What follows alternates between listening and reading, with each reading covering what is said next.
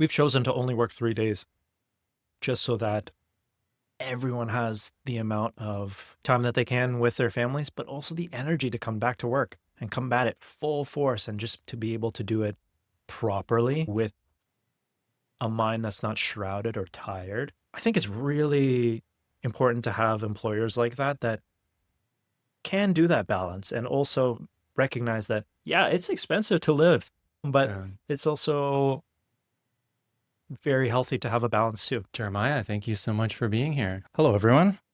I'm Jeremiah, last name Thomas. From high school, I ended up getting a job working as a prep cook and pizza maker at Soho House. 17, working in a private club was daunting, but it was something of a life-changing experience for me. Being a part of a team that was all grown adults and being a 17-year-old kid just trying to find his way into what my career wanted to be. I think that was really pivotal for me, trying to gain any experience into what I wanted to do for the rest of my life. What was it about that experience that really clicked? I grew up very competitive in terms of playing team sports, particularly basketball. And it was always something of me working alongside of a team towards a common goal, whether I was part of the lead as I'm a little bit smaller, wasn't blessed with a lot of height. So I was always like the point guard on a basketball team. And I always needed to find a larger voice to command people that were bigger than me, but to do it all cohesively so that I could build a team and work together to win. So, forward tracking to working in a restaurant, I guess I found a little bit of similarity there where I was a young kid and I didn't have much of a voice, not much of a career backing me, trying to find my way through it, and a lot of people surrounding me with experience and with either aspirations to be a greater cook or chef, or through just the necessity of being an adult and needing a job. I found that I really grew up quickly Yeah. working in a restaurant like that, just being surrounded by all of those different individuals at different points of life that I had not even thought of yet. How many years were you cooking? I was cooking for about 3 years. I would say that I was not the greatest cook. Okay. I also found a lot of deterrence from being in that industry for too long, just because I know my strengths. And I found out very quickly that I couldn't keep up. And being a adolescent still, groaning in the fact that every morning I'd have to wake up and go prep. And then I fell into that kind of lifestyle of a typical back of house kitchen staff member where even in the city here, it's like sometimes in the winter you wouldn't see sunlight. And I was like, oh man, I want to talk to people. And I ended up being one of these staff members in the back of house or the kitchen where I was always like chatting, and you could see the adults that were around were like, okay, all right. Tone it down. You need to settle down, dude. I know you're asking me a lot of questions, but I'm also like, I'm not your father. And it's, you find that I guess I found that I still really wanted to be a part of that, but it was trying to figure that out. So Yeah. right out of the kitchen, I got close to one of the head beverage people at Soho House, and they recommended and referred me to a cafe. And then I was a barista for a couple of years. Barista stuff was fantastic, and specialty coffee was great, but I didn't like waking up early. So I ended up moving into bartending, and then after bartending was great, but then after I didn't want to be out that late. I also wanted to start a family, and then you start progressing into the more well-rounded avenue of actual just dining in a restaurant and combining all of my experience together and working there. So that's where I started to work in.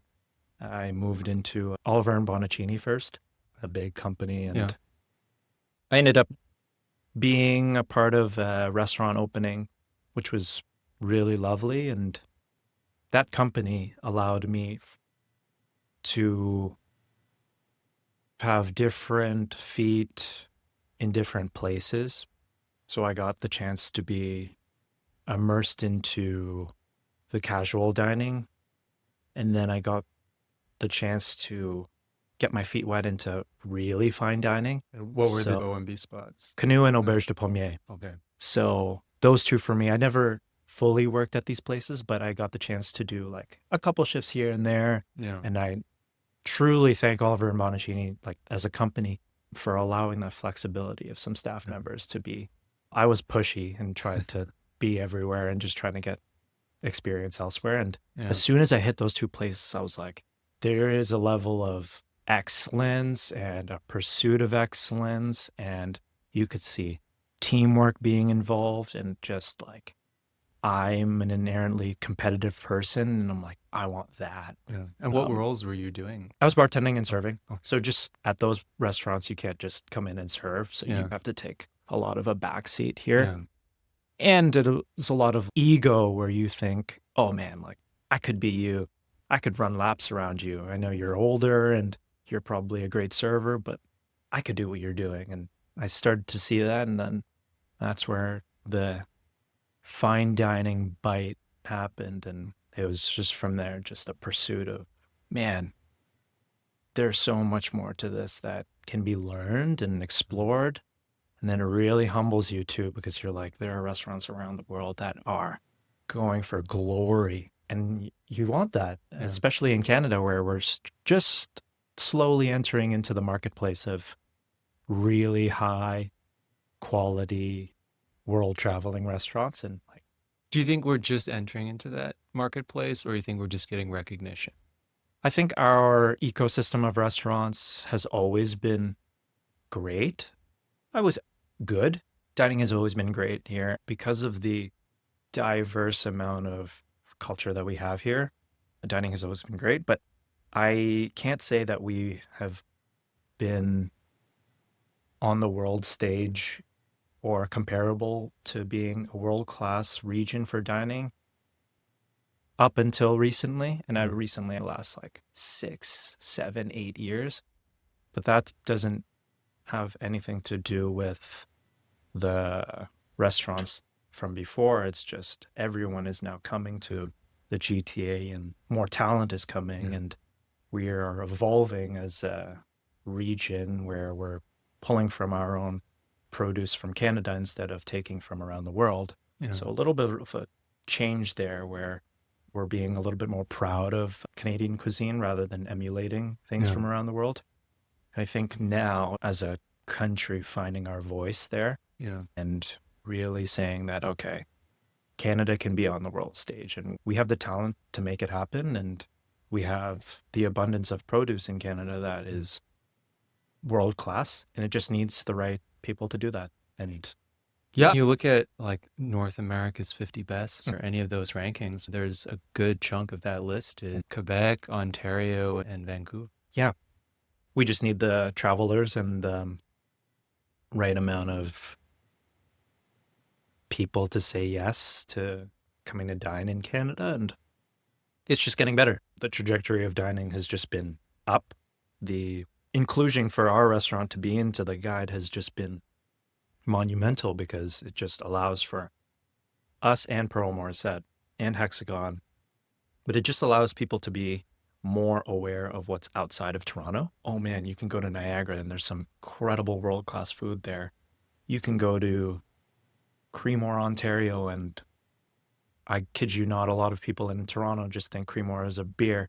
Yeah. And you're like, no, that's actually a town. And there is a region there that is abundant and full of great produce. And it's just becoming better and better. And there are restaurants in our region, or restaurants in Niagara as well, and restaurants even in Prince Edward County that are just raising the level of excellence in Ontario. And it is lovely to see because you would think that, and I could be a little ignorant, but I just keep that to myself. There can be a stigma around fine dining where restaurants are competitive amongst each other, when in my ignorance, I could say we're all very collaborative. A lot of us want each other to succeed. obviously there's still a little bit of ego that comes with that, and you still want to be better than the other restaurant, but we all want the whole level of dining and fine dining especially to elevate so that there's more room for that to grow in Ontario. So when an industry is new and growing and just gaining that reputation on a world stage, it makes so much more sense if everyone tries to lift each other up. absolutely. Like I think about, there's so many stories of Robert Mondavi when he was building his winery. He talked about Napa, Yeah. not his own winery, Yeah. and he tried to promote Napa Yeah. just to get that name out there. And he knew that would benefit him, but it would, if there were more successful wineries, that would also benefit him. Absolutely. Seeing Restaurant Promore that recognized as a 2 Michelin star restaurant in Canada, people are like, we got to go to Niagara now. And people will make the travel. As there are a lot of diners. There are a lot of people in this world that want to tick off all the Michelin star restaurants. And if you're traveling, I find I do this out of bad habit now as well, but I'll go whenever I travel to the Michelin Guide and I'll go, okay, is there a top tier restaurant that I have to check out? And a lot of people do that. And a lot of people will travel all the way up to where we are too, just to be one, tick it off their list of, oh, I've been to this exclusive restaurant, but also to explore everything about what it is that we can offer as a restaurant ourselves. So we're excited about that. It's added a lot of positive value to our restaurant, where a lot of people are like, oh, it should be a lot of pressure. It is, but we hold that type of pressure to ourselves as just regular standards. So it's nothing more than that. If you're competitive in the way you describe, the greatest pressure is competition is yourself, right? Absolutely. You just want to be better. Yeah. I really treat, it's so funny to say, but I treat fine dining like as a sport. I try to drink enough water so that I'm hydrated throughout service, paying attention to your diet and seeing, okay, maybe you've had a lot of or an abundance of carbs one day and you're just like not able to get words out at a table. Like that, I try to tweak as much as possible, and just I get really nervous when things are out of place and you want to perform, because for me it is a lot of that kind of performance. You want to perform at your best for everyone that is entering into your space, because it's an expensive restaurant and you don't want anyone to feel that the value is lost, and you want to perform as much as possible for everyone that spends their hard-earned money to come to your place. Studying guests beforehand, knowing who's coming in from around the world, and knowing that you're a local, and maybe trying to find information about you that could come into play when we're talking at the table, and just being a little bit of a step ahead. And that's what I truly love about this kind of fine dining sport. Is that research that you do yourself? Oh yeah. It's a little obsessive, but it is advantageous to be one step ahead. And I mean that not to be, one step ahead of your clientele, so that you can be able to provide as much as you can for them. Okay. A guest is coming from Hong Kong, looking at my staff and seeing that there are certain members that can fluently communicate with them, putting them into the right place so that they're able to bridge that gap where they can find some familiarity, knowing that a certain restaurant industry member is coming in. And just, let's say, just for an example, a chef comes in, everyone in our team addressing the chef as chef. Welcome to the Pine Chef.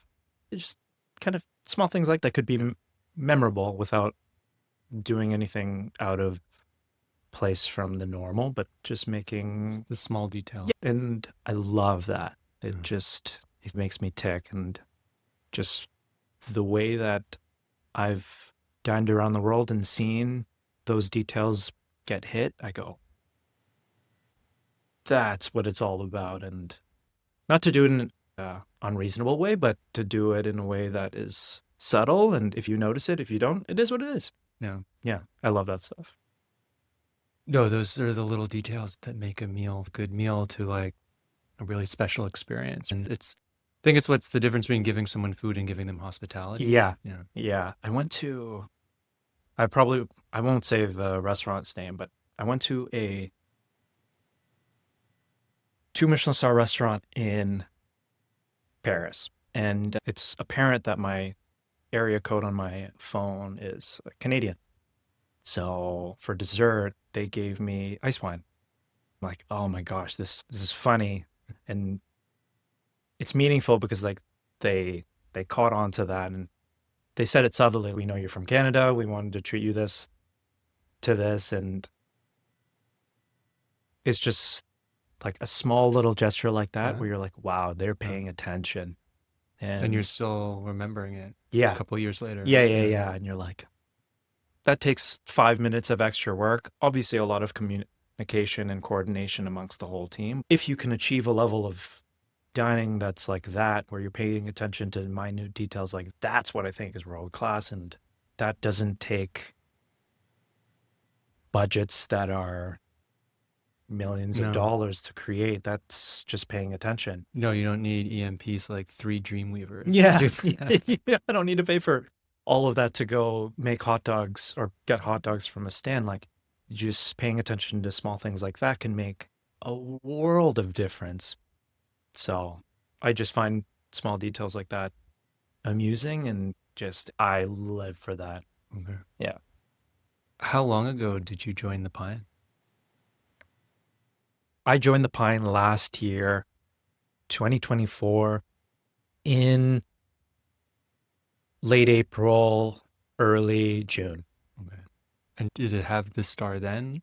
It had the star that year in September. Okay. Yeah.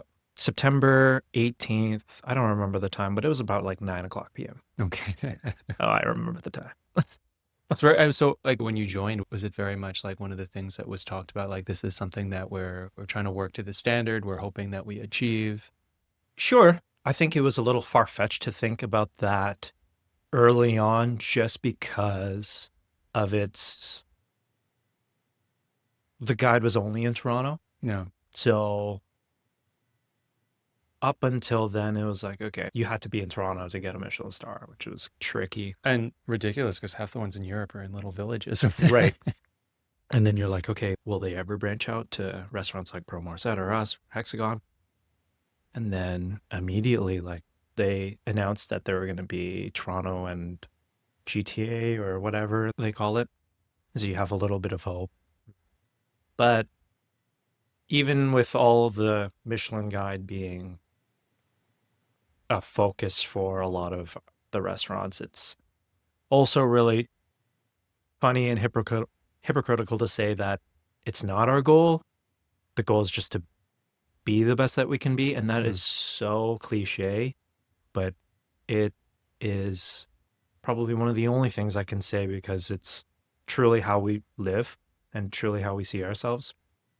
Every day we're working on trying to be just a little bit better than before. And that's also very cliche, but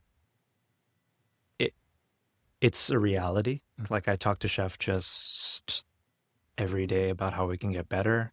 It's a little bit obsessive, but it's also just the lifestyle that we live. And it's fun that I work with a chef that is so dedicated to his craft. And I've always pursued chefs like this in the past. So all of my experiences in the past have been geared towards chefs that are really trying to perfect their craft in all the restaurants that I've worked in previously. Yeah, you've worked in a great list of spots, right? Langdon Hall, Mineral, Hexagon, Frilu before they closed. What draws you to those kind of places and chefs? Just the pursuit for high quality and perfection in their craft. Again, being just a competitive person, always trying to find the best places to be at just for my own personal growth. And I want to work with the best people. I want to be one of the best. And right when going back to my experience of just setting my foot into places like Auberge de Pommier and Canoe and seeing that there is this level of prestige that is happening in the city. I didn't live very far from Frilu, and I just went over there and applied, and I went into the space and I'm like, this is nuts.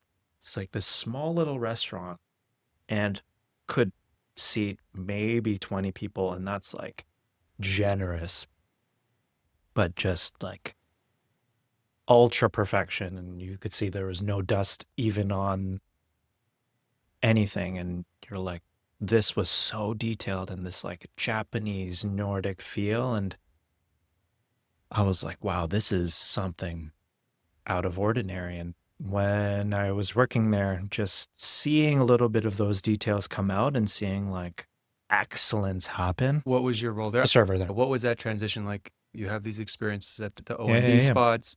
I want to move into a higher, say, fine dining Yeah. style. You're moving from cooking into front of house. How did you go about making that transition? So let's do this linearly. I was cooking. I didn't like cooking very much because I didn't want to be trapped in the back of house, not seeing sunlight.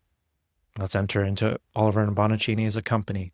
Great company, starting up a restaurant. This was like fast casual Italian with a little bit of fine dining and detail. Cool. Let's start exploring different avenues within the company, setting my feet into fine dining restaurants like Canoe and Auberge de Pommier.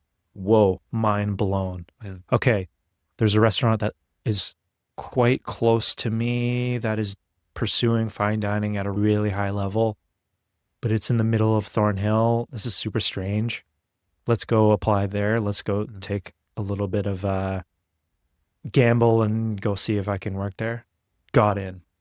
Working under the tutelage of the chef there and also just the team, and seeing there be way more details than I could have ever imagined. Getting passed off a script every week and having to go through it and seeing that there are not just minuscule changes, major changes to the menu, and having to know those things to a T, and having that standard of being a server being just elevated from there. Not only is just menu knowledge something of, let's say, a casual restaurant, just being able to list off 1 or 2 or 3 ingredients and then just being ambiguous about the rest. Yeah. No, knowing all the details about the cuisine, knowing all the ingredients, how they're treated, where they're from. Oh my goodness. That's so super cool. And then after... Was it a bit intimidating too? I imagine that's quite a... Yeah. It's a lot, especially if you're young and you've been bartending and just... It's intimidating, but it's also... It's a little bit of an ego thing where I was, no, I can do that. Yeah. It took a lot of work and a lot of nights just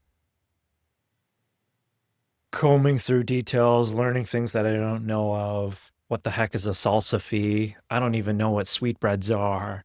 And you're like, okay, there's so much more to learn that is out of my comfort. Sitting with my wife and just like reading off a script, and she's like, you know what it is, like, and just trying to repeat it in a way that's also not robotic. Mm-hmm. Okay, and then getting from there.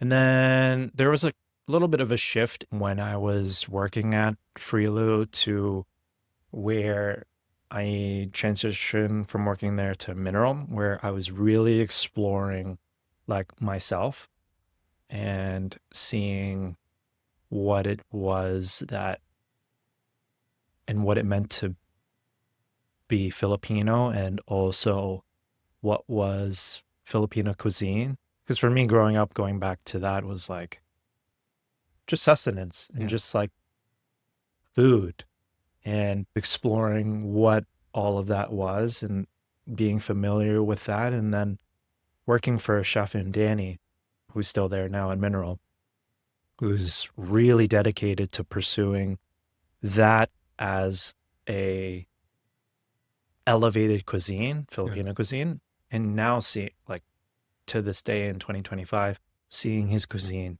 evolve and really tip the scales of what Filipino cuisine can be in like a fine dining space. Yeah, And this is then a bit of an ignorant question, but are there many other Filipino fine dining restaurants, or is Mineral really pioneering? in Toronto, I guess they're the pioneers for it. Okay. I would say that there are Filipino restaurants, but in the kind of specific space of quote unquote fine dining, they're the leaders. Let's just say that. And then seeing that the Michelin Guide went to the Philippines this year and awarded restaurant Oh stars. yeah, I'm sure in the Philippines there's a lot of great fine Oh dining. my gosh, but Yeah. they just the entry of that now, and then so they just awarded a 2-star in Manila, or pardon my ignorance, somewhere in the Philippines. In Chicago, they awarded Kasama, which is a Filipino restaurant. And it's so exciting to see that cuisine move forward and become recognized worldwide as something that's not, because for me growing up, it was just not the most appealing food. It's a lot of stewed food, a lot of food that like my friends would just look at it and go, that's like really stinky. Just for anyone that might not know, what would you say are just like a couple hallmarks of Filipino cuisine, or maybe some classic dishes that people might know? Staple cuisine, chicken adobo, or just adobo in general. You would look at that dish and you go, oh my goodness, it's chicken, rice, and just brown. You look at that dish, it's not like visually appealing. And then you taste it and you're like, this is delicious. Yeah. But for just general eyes, you're like, I'll get something else.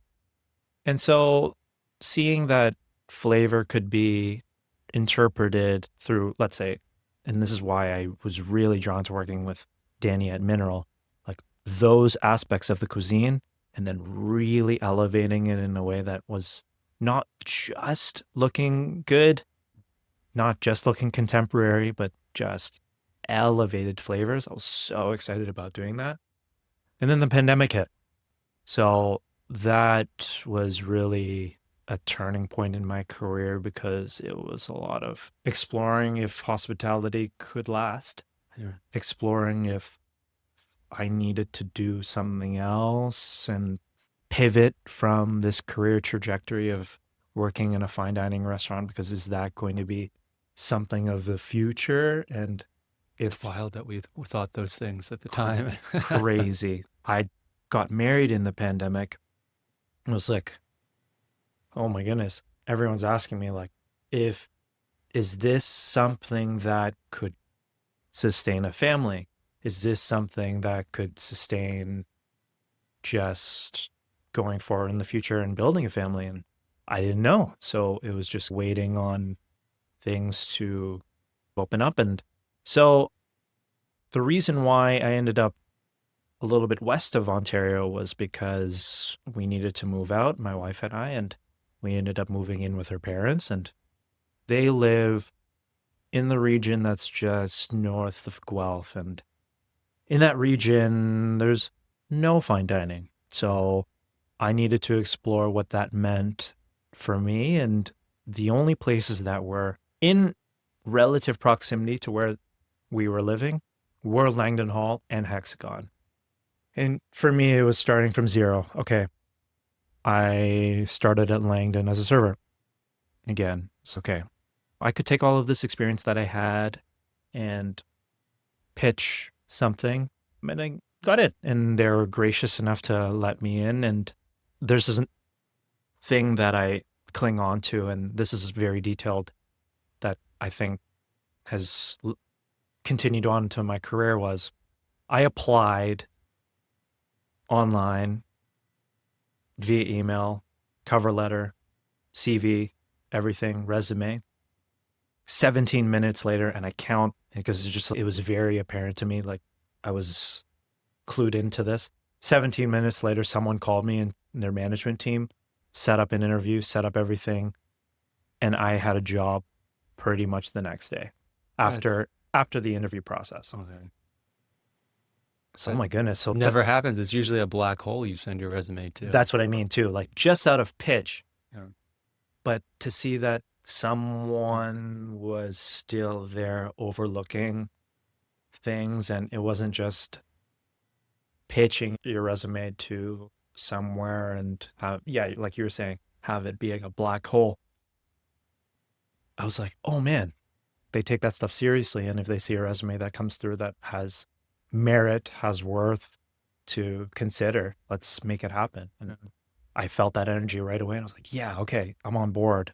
Jumping into the team at Langdon. Okay, I get into a team of servers, was special, but everyone was a quote unquote veteran server. Yeah. So again, looking back to when I was 17, going into a kitchen and being immersed into people that were like adults and knew their craft, I get immersed into this situation where these are all career servers. They mean nothing but business, management, nothing but business. And I'm in this space. And this is just another aha moment for me, like going into Frilu, where I'm like, oh my goodness, there is another level to this. And if you didn't know your stuff, if you didn't know where things were, if you didn't know how to work, if you didn't know the systems in play, if you didn't know how to talk or be hospitable, you didn't know anything about wine, you didn't know anything about just these servers would, this is where I say polite, they would eat you out and just rip you apart.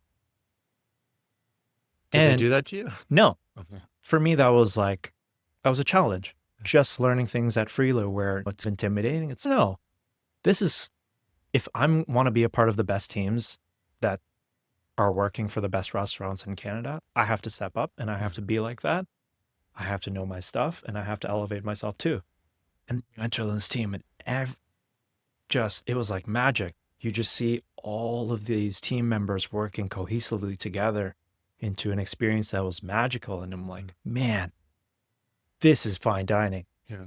And you enter into a space where I was, I guess, mesmerized by that kind of talent and immersed into just, I don't know if you've been to the space at Langdon Hall, but I have. it is magical. Like the grounds, you walk in, there's a fireplace roaring, classical piano happening, white linen pressed perfectly. And you're like, okay, like this is something unique.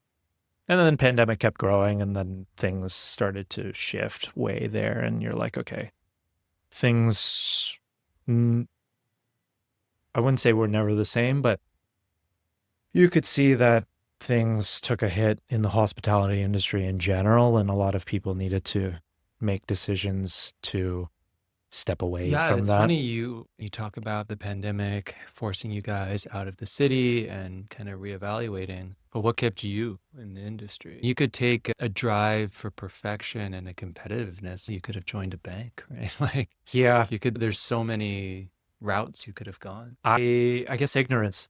Just, I know this can work. I know this will work. And that's when I started to move into management. Before that, I was split because there was less work at Langdon because of the pandemic. So I needed to find something else. And that's when I also worked at Hexagon at the same time. So I was working between both restaurants.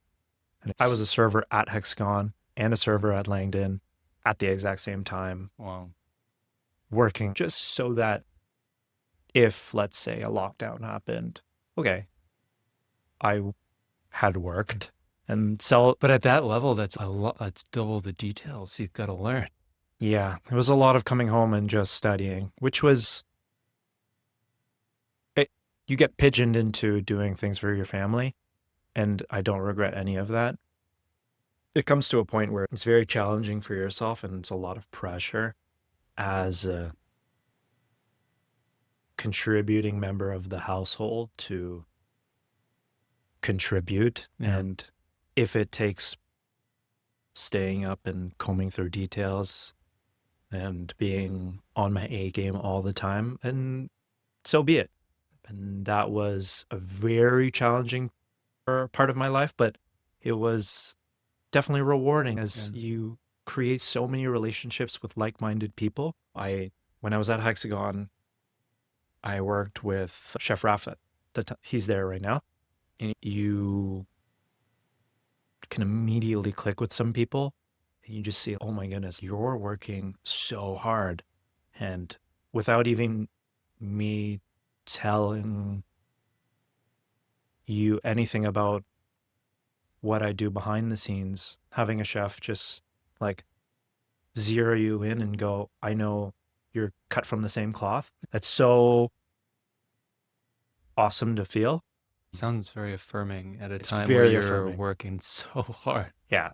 It's very affirming. And then also seeing that happen at the exact same time at Langdon, it was like, oh my goodness, this, I, like you said, what was the driving factor for me to stay in this industry, especially if I could just transition all my focus into a different industry with my kind of personality and competitive nature? And it was definitely that. There's a lot of affirmations from people that are excellent at their craft. I definitely owe a lot of the trajectory of my career to that, because at that time, when things were settling down from the pandemic, I got approached from both of these restaurants with management positions. And so for me, this was a turning point. Okay, do I work for one of these two? Do I work for both of them and still stay in the role that I'm at as a server? Or do I pursue something that is a little bit more challenging? It's not taking away from the challenges of the server position, but then it's adding more factors to what you would experience as a manager. And then I took that on working at Langdon. And then that was my 4 or 5 years after that, just figuring that all out. Yeah. When did wine start to come into the picture Wine for was you? always in the picture. From working at O&B, I took WSET 2 and 3 just as a competitive thing. I never wanted to look like I didn't know what I was Yeah. talking about. I never wanted to have not enough information. If like I really wanted to make sure that if you're coming in and paying for an experience, you have someone that is competent and knowledgeable telling you on all the information with full transparency, without having to, and this happens a lot, lie about things or be really ambiguous about things where you don't get a straight answer and then as a guest you feel uncomfortable about it. Yeah. So I guess the pursuit of knowledge was always there, and it always had to do with wine. And it's still something that I continue to try to learn about to this day, but it's harder now as the general manager to take both those things on. And I am the general manager and wine director at the same time. Wait, is that the first time you were buying wine, or did you buy wine at This is the first time. Oh, okay. Yeah. So I was very, very fortunate enough to work alongside a very knowledgeable team at Langdon. Yeah. Yeah, they have an Incredible wine program. At the time that I was there were 8 sommeliers on the team, including a wine director. So 9 technically. On the floor on a given night, there would be 4 to 5 sommeliers on a busy Saturday night. And just getting all that information, one service after another, and everything from pairings to just learning about wines that I'll never ever try in my life, to the books, to pricing and cost, and to the very intriguing industry that is the importer sector, and learning how to navigate around the independent, smaller importers like yourself, and then the big players. And we're learning how to navigate that, a budget that's not like Langdon Hall, where I can't just finagle a case of DRC, that'll never sell. Yeah. and mostly reliant on tasting menu and, Yeah. sorry, wine pairing, Yeah.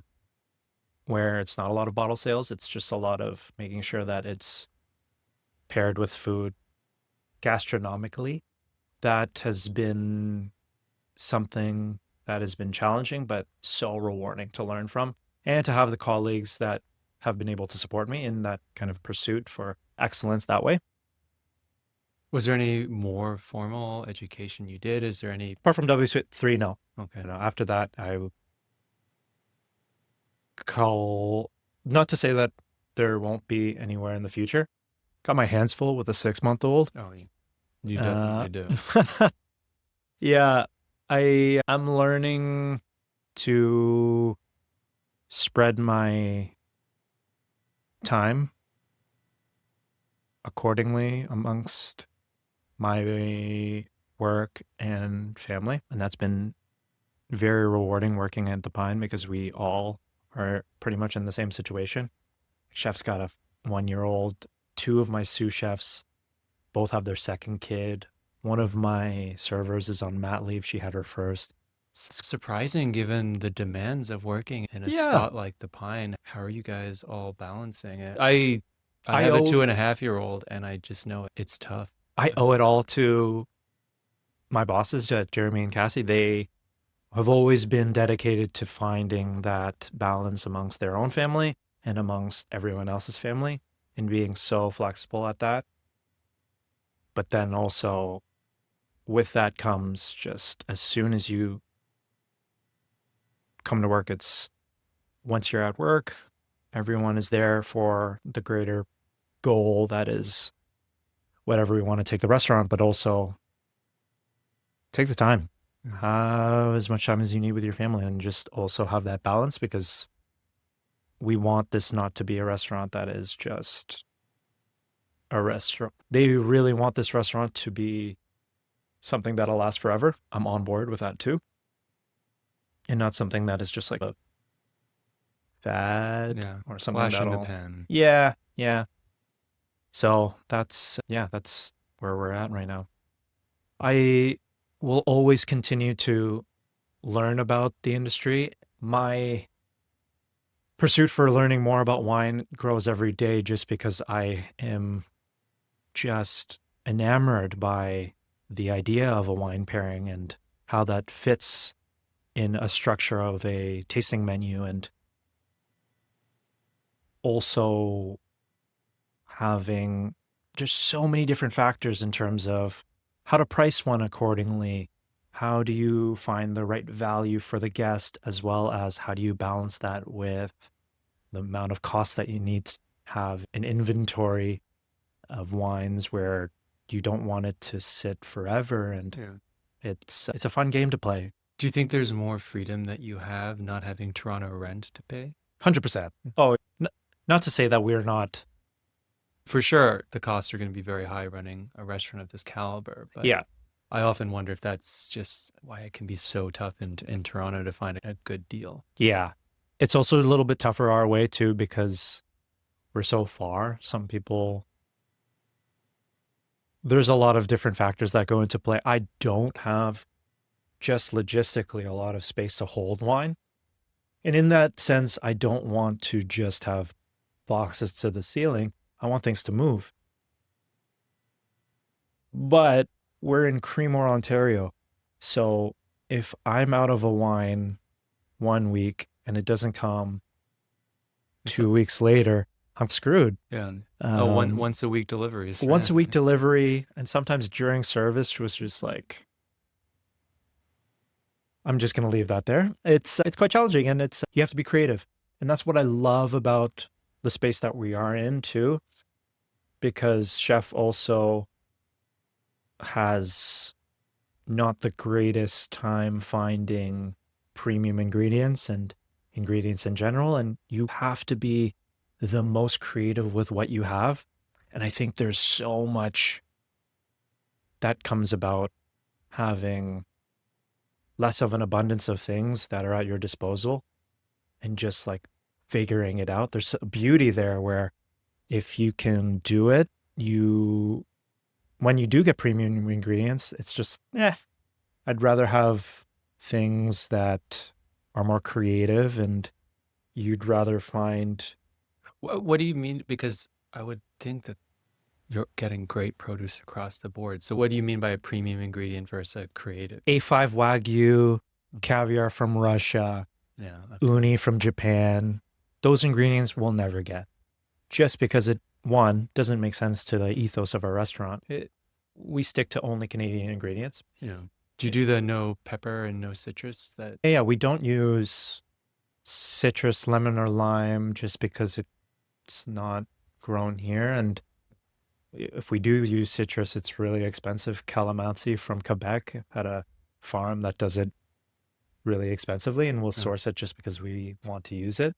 But yeah, the ethos of the restaurant is that we only use Canadian ingredients, and that has proven to be very challenging for Jeremy. But that was at the start to now this day where he's found all of these things where now we're in a restaurant that has been awarded a star based off of the creativity from the lack of abundance of ingredients. It's, oh man, how do we keep going with that? And how do we keep pursuing that? And that's where the wine program has also started. Before me, Jeremy's wife, Cassie, was leading the restaurant and the wine program as well. And she led it very creatively with Ontario wines only, doing a tasting menu with only Ontario wines. And when I took on that role, I was very respectful of that and always wanted to make sure that I was not deviating from the original plan of wines that fit cool climate regions. It was strictly Ontario, maybe some BC here and there, but making sure that any of the wines or any decisions of wines that I have made or am making currently are lateral to what we can do here in Ontario, yeah. with a lot of grandeur with Burgundy, but fitting within the same landscape there. Is there a ratio, say like 50% Ontario, 50% from abroad, or a moving target? I would say it's a moving target, and the target now is less Ontario, just because in the recent year, I've moved from finding not just lateral wines to Ontario, but lateral wines to Ontario that are prestigious and also gastronomically the best pairing. Yeah. So with that, objectively, I've taken away focus a lot from Ontario. I just want the best wine pairing fitting into the ethos of the restaurant. So if it has to be a single vineyard GG from like a German Riesling versus a Ontario Riesling, I'm going to pick that. If it's going to be Premier Cru Burgundy, I'm going to pick that versus our Ontario or Prince Edward County grown Pinot Noir. Just right now, this is where I've headed in terms of my structure of the wine pairing. Yeah. I just want objectively the best pairings, especially if you're traveling from afar. Yeah. Not to say that there isn't great wines here. It has just taken a little bit of an evolution now. And Yeah.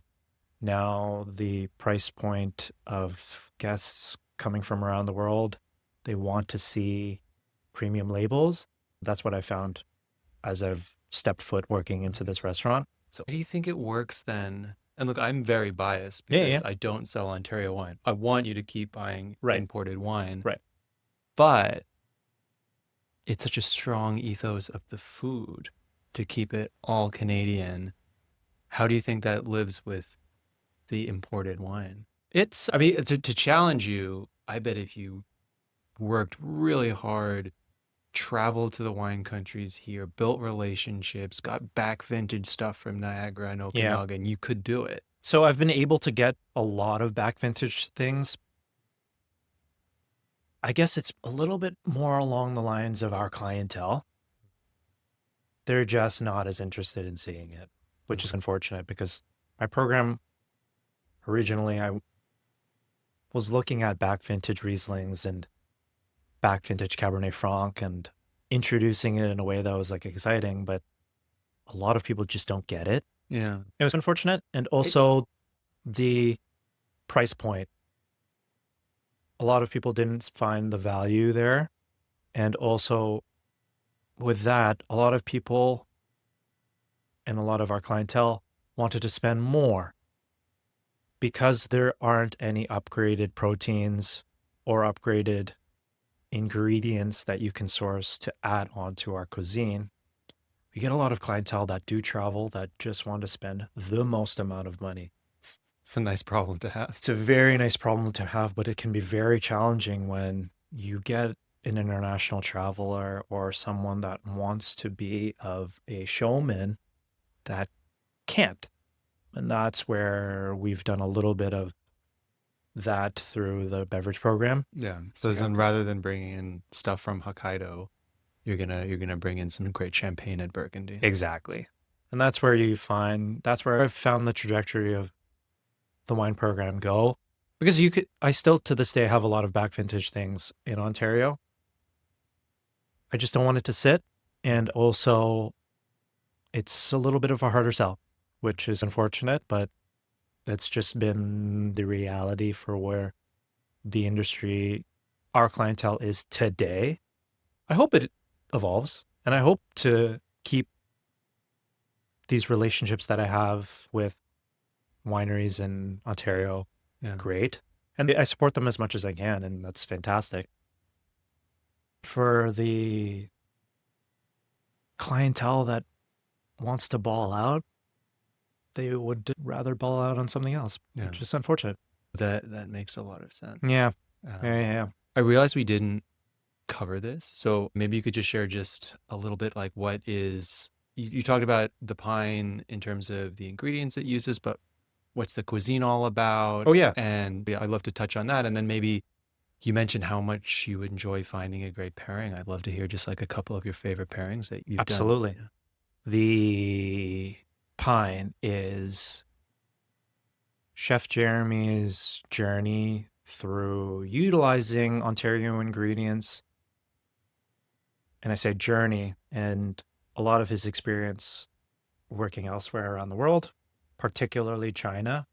He has also worked in Italy and taking a lot of that and utilizing Ontario ingredients through that lens. So Ontario cooking through the lens of international cuisine, particularly Chinese cuisine. It's a lot. That's a big mouthful, but it is because the ingredients that grow here are definitely different. Yeah.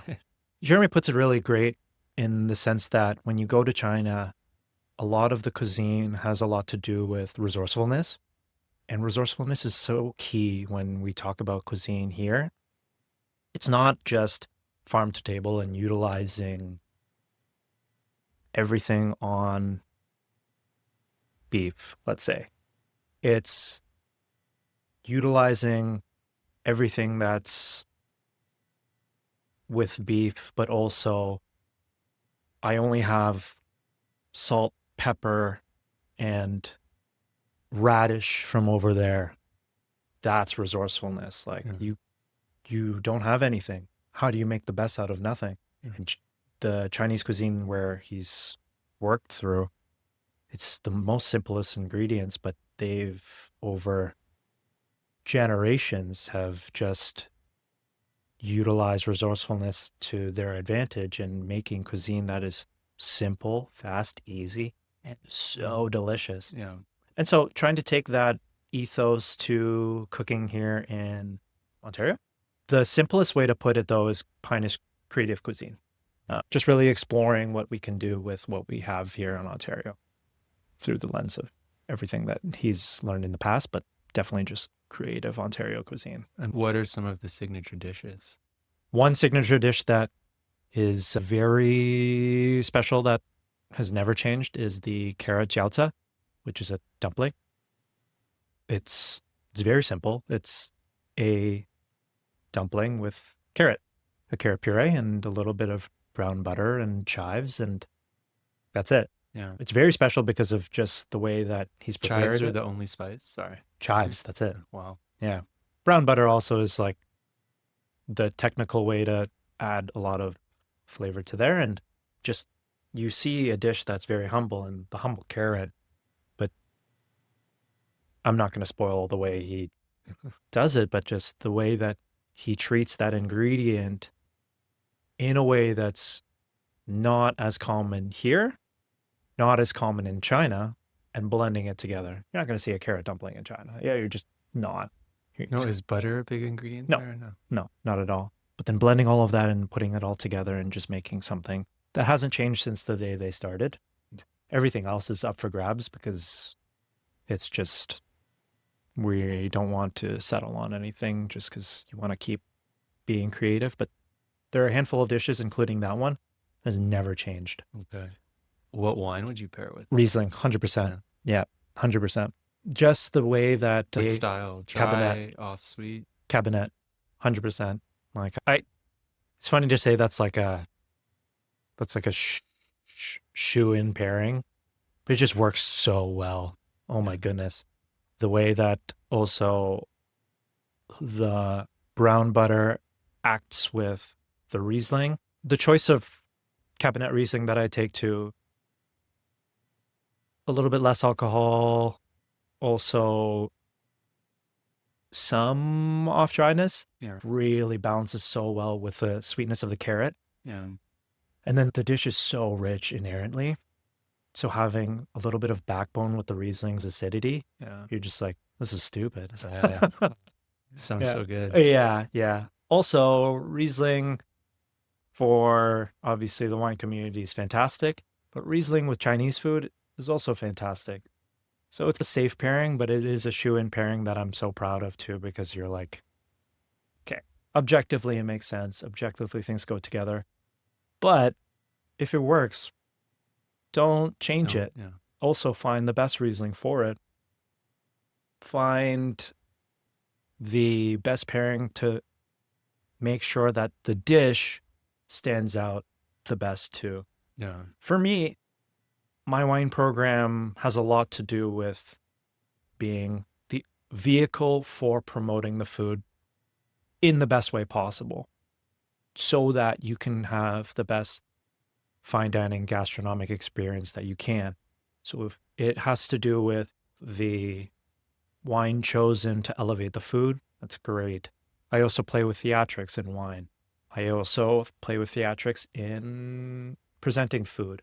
So it all is the vehicle to making sure that your experience dining is great. I've often find time. Can you give me an example of something theatrical? Right now with the main courses, 2 main courses, I put a triple wine pairing with a triple synchronized pour. Okay, wow. So myself and my colleague will drop 3 glasses and then synchronize pour all 3 of them at the same time. That's pretty cool. Yeah, I love theatrics, and it has a lot to do with guest engagement and trying to make sure that gets carried on throughout the whole meal and trying not to lose your attention because it is like a overwhelming experience. And so you get your wine pairings, blah, blah, blah, blah, and then there's a slight moment where you get your palate cleanser. It's okay. I can settle in. It's great. We're going into the main courses. And then we just hit you with 3 different wines.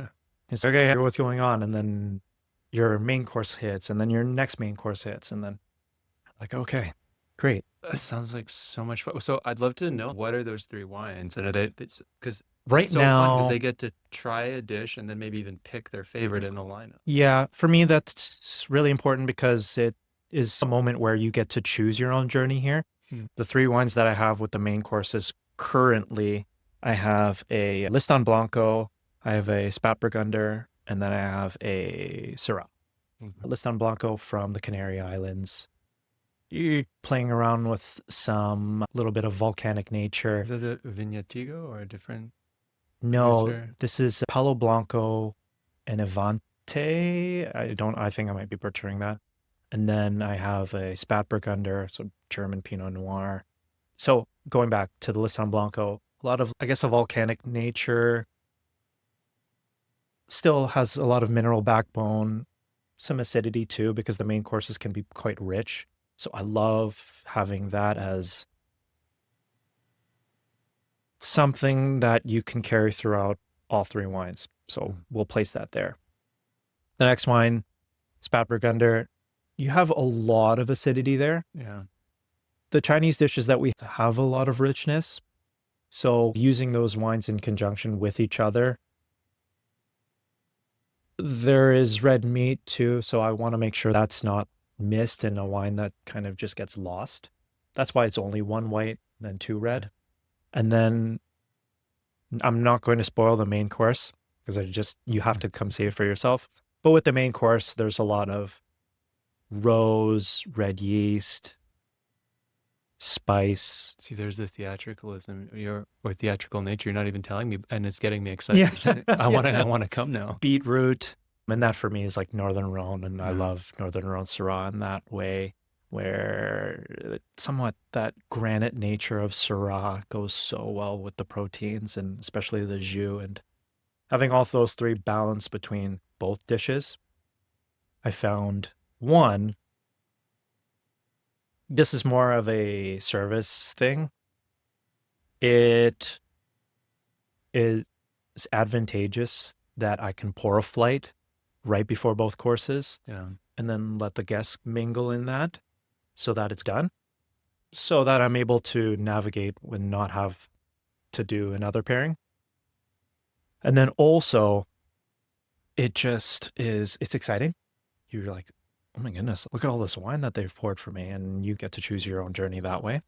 So I love how all of those work together. It's very challenging to find three wines that work with three. I would never have thought to pair with those two. three styles of wine, but Yeah, it's working. it's working well, and it's exciting. And I work well balancing the flavors that Chef Jeremy decides on, and find a lot of excitement in that because it's also challenging too. How many courses and how many wines are there currently? Upwards to 22 courses, upwards to 8 wines. Okay. 3-ounce pours? I don't want people on the floor. Let's say 2. Yeah, let's say 2. If I drank a bottle of wine. Yeah. People are mostly driving. So that also has a lot to do with the non-alcoholic program that we have. I find that very important.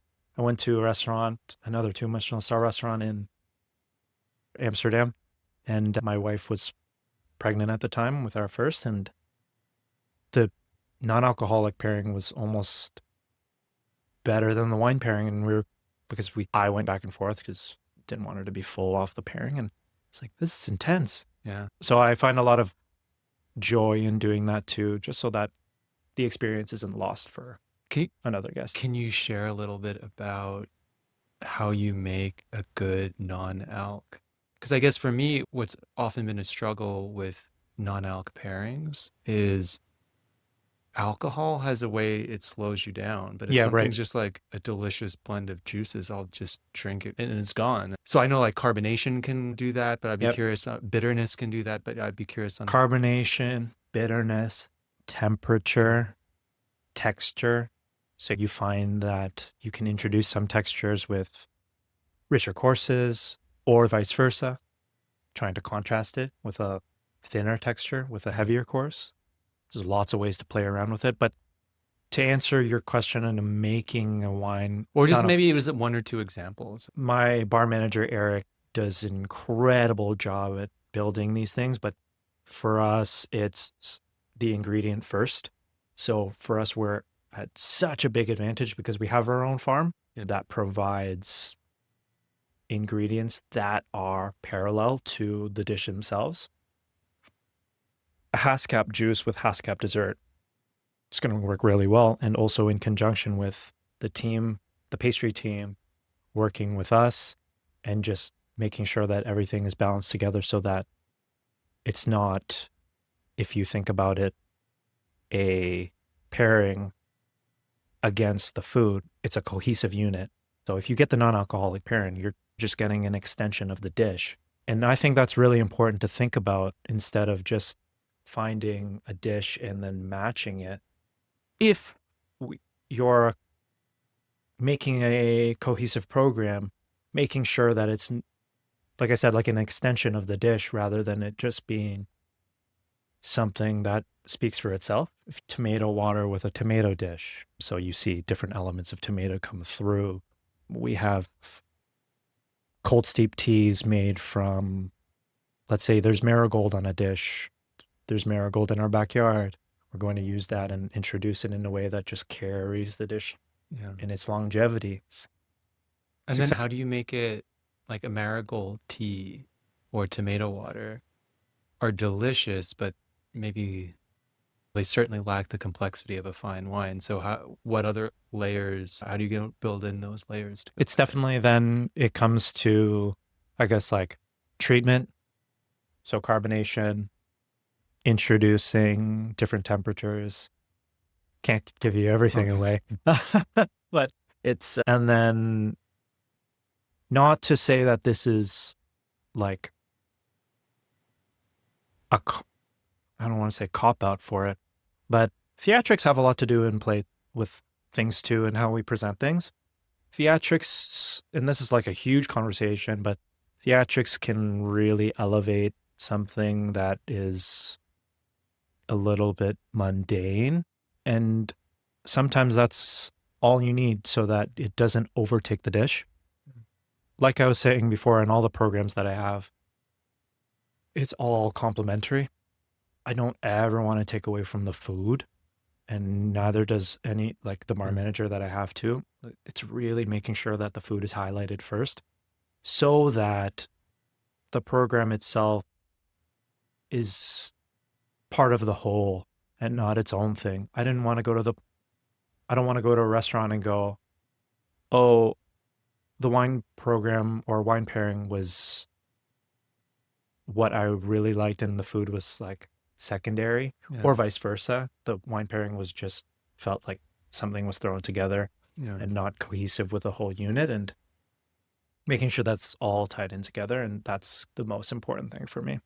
And then using things that are just like you would think secondhand of having beetroot juice with your main course. But then the way that we have our main course and the way we present it and the way we ferment and do things with our juices makes sense. Yeah. Wild rice and never mind. I'm just gonna yeah, there's lots of the program. I love that. I love that it's like I'm going out to dinner at a tasting menu spot with my wife for anniversary. And we've already planned out we'll do one non-alc pairing and one alc pairing and then share it. That way we can just get the total experience and neither of us are going to be like too drunk at the end. So I think it's really important as a thing for tasting menu restaurants to be able to speak to the moment in time of when the pairing is or when you're dining. For example, if you're coming in the winter, we're going to give you all winter ingredients. You are in this moment of us providing the best menu experience with what we have right now.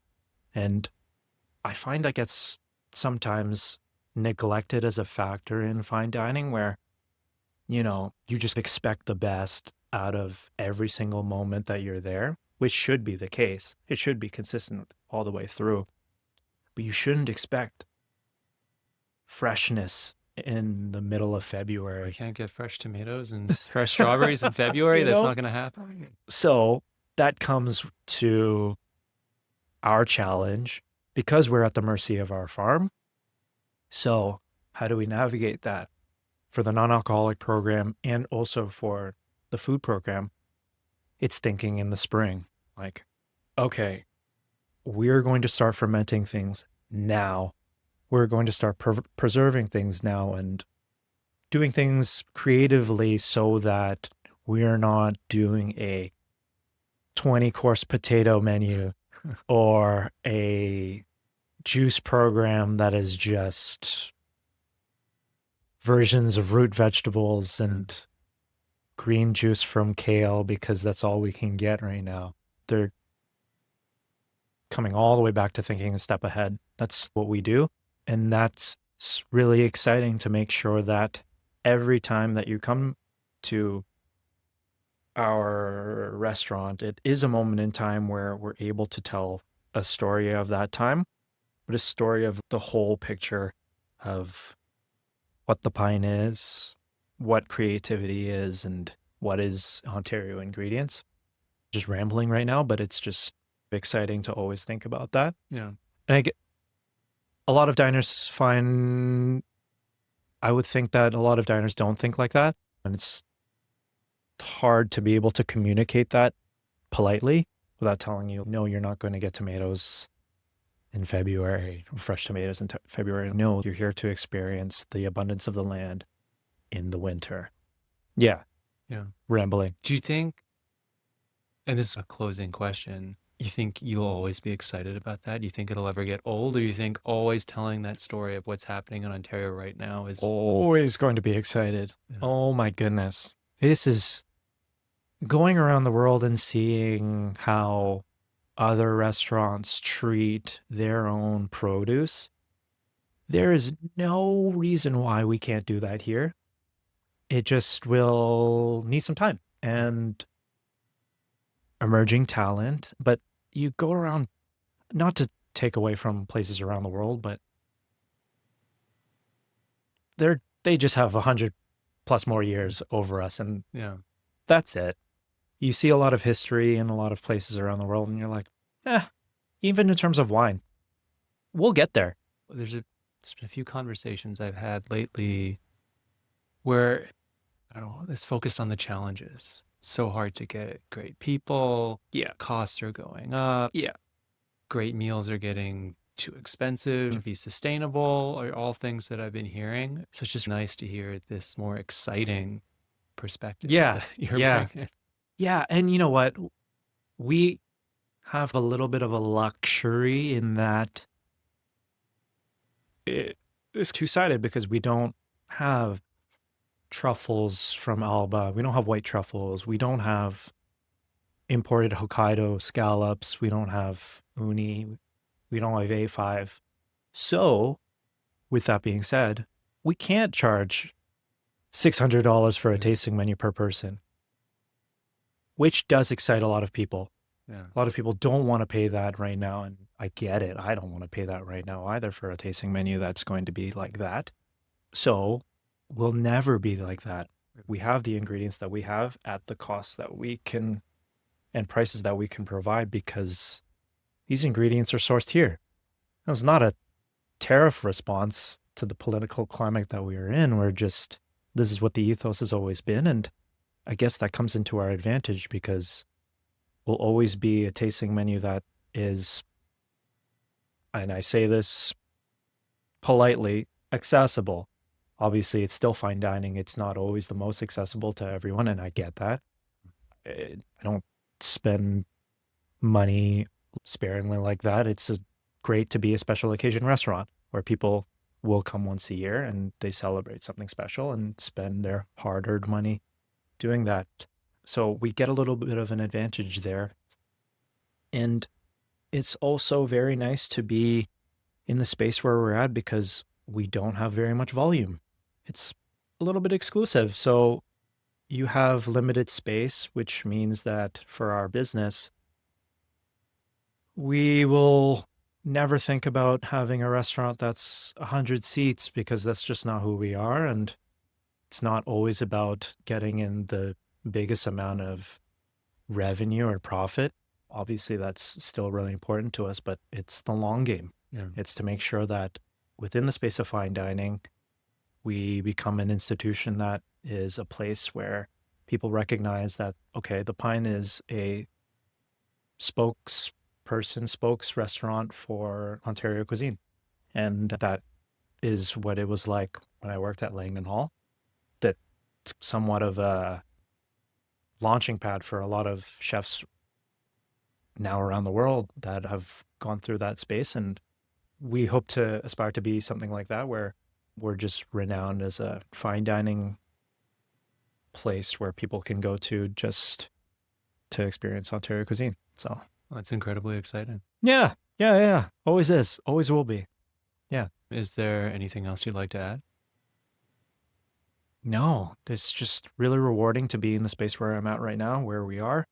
Rewarding to be a father and rewarding to be able to do what I love to do with the balance appropriate to do. Yeah. It's a special and rare thing, especially in hospitality. Yeah. I think that a lot of people, I think that a lot of people think that's not achievable. And I disagree wholeheartedly. You just have to work towards that, set boundaries. Why can't you have an appropriate work-life balance in this industry? Obviously, there are places and circumstances that won't allow you to do that, but I think it's completely possible to do this and do it at a high level. And I think that this industry already over the last 5 years has allowed for that to be one of the more focal aspects of kind of hiring people and career trajectory for people that be in this industry and have a little bit of balance, because it was never like this and it's just getting better. Yeah. So I think that people entering into this industry now are much more privileged to be here, and it's just a better space. It's more acceptable to the balance of work and life and way more conducive to have a family now than it was, what, 10, 12, 15 years ago, or no chance. Yeah, no, if you've got to be out of the home every evening, Mm. that's tough. We've chosen to only work 3 days just so that everyone has the amount of time that they can with their families, but also the energy to come back to work Yeah. and come at it full force, and just to be able to do it properly with a mind that's not shrouded or tired. Yeah, that's a key detail. I'm glad you mentioned that. It, Yeah. it helps everything make a bit more Yeah. sense. Yeah.